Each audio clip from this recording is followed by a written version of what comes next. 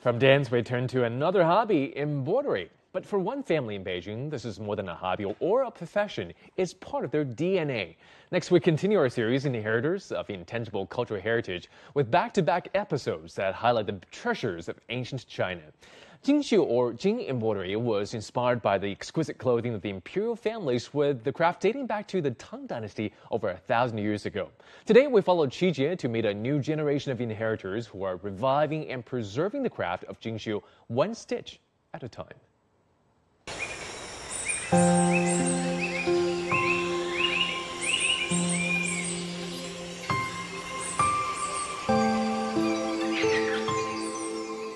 A sea of clouds, surging rivers, trees, and chirping birds.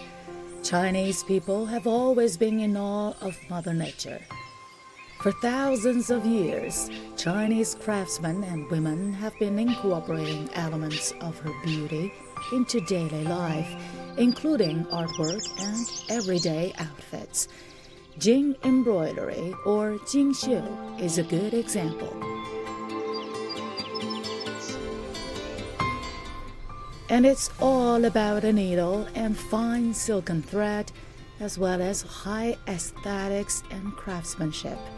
Tian Li is a fifth-generation inheritor of Jing embroidery. The 31-year-old has been working behind this stretcher for 10 years. 你这绣的什么？这又是鸟又是花的。这个呀是一个丹凤朝阳，可以看到整幅的那个我们的刺绣的这个纹样，它其实是很大气，然后雅致，然后雍容华贵。您可以看它里面的元素非常多。Dazzling is the right word for the rich colors and vivid patterns. To me, it's more like moving nature onto a piece of silk cloth. 手工的。它是可以传递温度。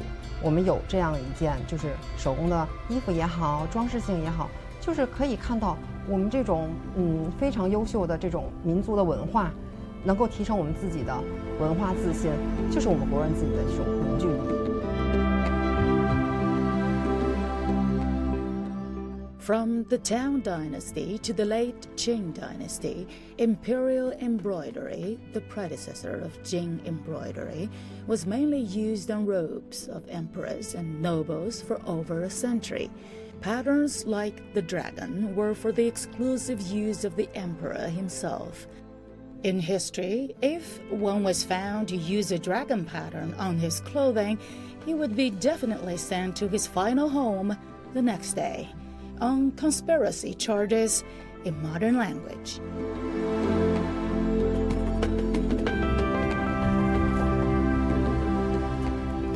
The turn of the times at the end of the 19th century saw many embroidery workshops spring up in Beijing. Embroiderers inherited some needling methods of imperial styles, making patterns, forms, and lines more folkloric and down-to-earth. That was when Jing embroidery came into being.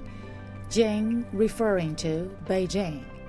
中国人就讲究这些图必有意，文必吉祥，就是这种一个小小的物件，可能会让大家觉得它寄托了太多的这种美好的寓意，所以大家更愿意去把它送给我们的亲朋好友，就是一些美好的祝愿。那接下来我更愿意去做这种特别好玩的，然后就是有意思的，让大家会觉得能够走进我们的生活场景当中的这些精绣的物件。When it comes to daily life, Tian Li told me a close-knit family holds things together. She says she couldn't have gone this far without her mom's influence and her brother's efforts to market Jing embroidery products. Her mother, Liang Shuping, is a fourth-generation inheritor who's been working in this field for over 4 decades, while her brother, Tian Peng, is in charge of marketing at home and abroad.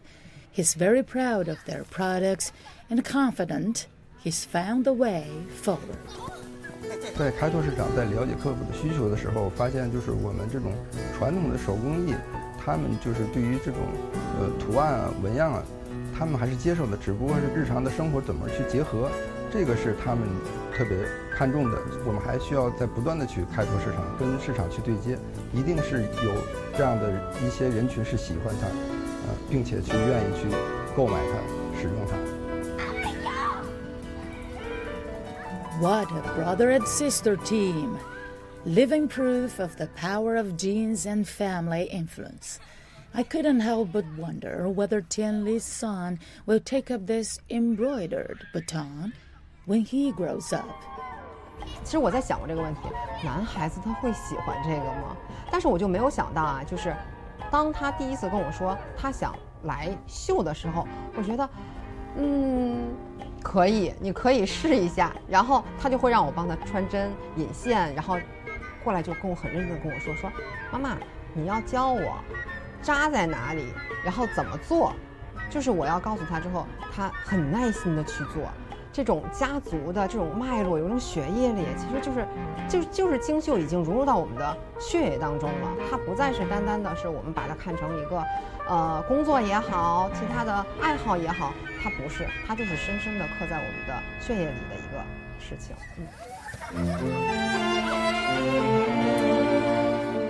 There's a Chinese saying, time makes it inevitable that in every profession, the younger generation replaces the older.